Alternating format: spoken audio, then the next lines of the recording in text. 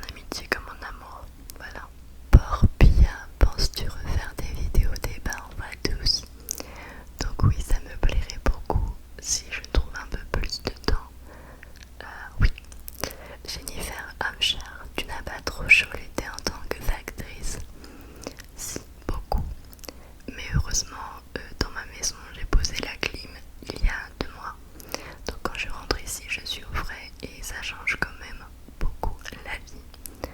C'est formidable. Vis-tu avec ton nouveau copain? Alors officiellement non, mais il est presque tout le temps là quand même. Tu fais encore des séances chez le psychologue, ça t'a fait du bien pour régler tes problèmes de spasmophilie?